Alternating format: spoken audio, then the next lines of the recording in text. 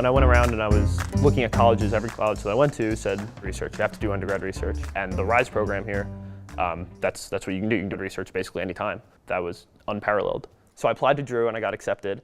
And that summer, going into my freshman year of college, I got to do research, working with Dr. Demain, he's a RISE fellow. And then for the past 2 summers, so the summer after my freshman year and the summer after my sophomore year, I did research with Dr. Connors, who's another RISE fellow. RISE faculty are guys that are out of research. They don't work as professors. They strictly work as mentors for students to do undergrad research with. So, I've kind of, been able to find my niche. I didn't expect how close I would get with the professors. Because, people talk about small school, you'll know your professors well. Okay.